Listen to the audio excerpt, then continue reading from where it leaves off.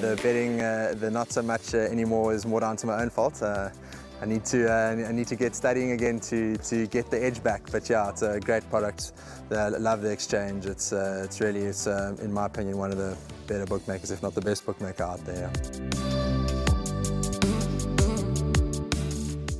We're on to race number 2 now, which jumps at 13.15. It's the opening leg of the place accumulator. Open a tab gold account 0313141874 maiden plate for 3-year-old fillies over 1,200 meters.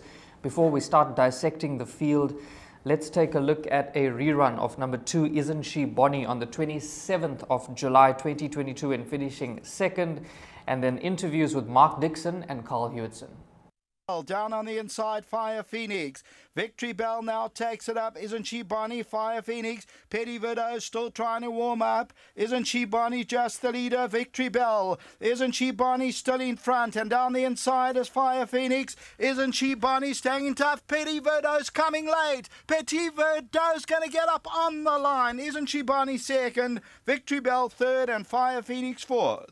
Spirited Flight, good run first time out, and she finished 5th.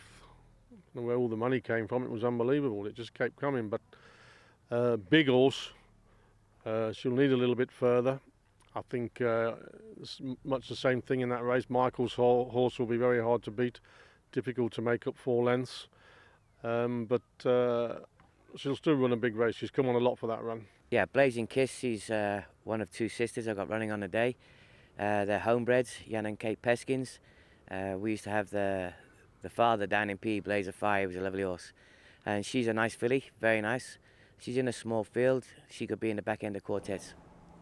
This race, in terms of my first selection, these similar credentials to race 1. Number 2, Isn't She Bonnie, also in the red at 4-10. A very smart debut effort, finishing second, 0.6 lengths behind Petite Verdot. Also in the first race, we did see that the Hollywood Syndicate owns that runner that we like, and they own this one as well, and I think it could be a quick double for them on the card. Yeah, it looks that way. And another horse that's going to be priced up deep in the red on what she showed first time out. She actually moved up like she was going to win that race. And then Petit Verdot, God, Puller's runner, wow, what a finish that filly found to win an excellent race. The one thing that we know about trainer Michael Roberts is that, and he's mentioned it in interviews, yes, I mean, from the day he's begun training, that he doesn't rush his horses, yes, that make their debuts. He leaves a lot to work with. He lets them just come out naturally. Yes. And then, he lets them just train within themselves. And I think there's plenty more to come from this filly. The fact that she was 7-1 and drifted out in the betting market on debut, I'm not saying that they didn't expect much, but I just think the natural ability shone through.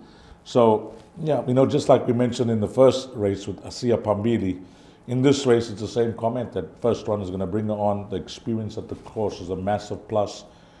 And I think that she'll be very hard to beat. So Mark Dixon said it's very difficult to make up 4 lengths, which it is. Yes. I mean, we know that these horses can improve at hell of a levels of, I think certain individuals are different with others, yes, Devon, as you come yes, to know, but certain horses can improve at rate of knots compared to others. So I don't think that's, Spirited Flight's going to reverse the form with number 2, Isn't She Bonnie? But as Mark mentioned, he's expecting a bold performance from her. Yeah, 100% could be a straight line exacta, numbers 2 and 3. And then for possibly the larger quartets, I think the punter should keep a close eye on the first timers, number 6 and 7. Just watch the betting very closely. I see number 7 is currently trading at 6-1 in the fixed odds betting market. And then possibly some improvement from number 8, French Princess.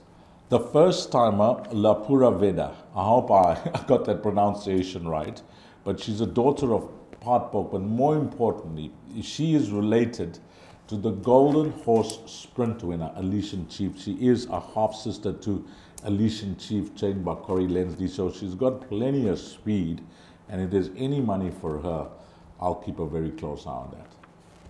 100%. There you heard it from Dees and myself. We both like number 2, Isn't She Bonnie? And this horse is deep in the red.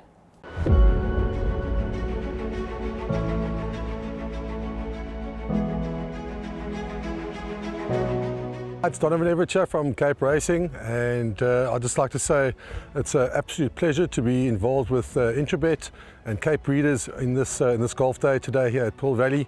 It's fantastic for the industry to see all the relevant stakeholders coming down and having a good time and networking, and it's exactly what the industry needs right now in terms of moving forward and recreating some positivity to take us forward into the next year.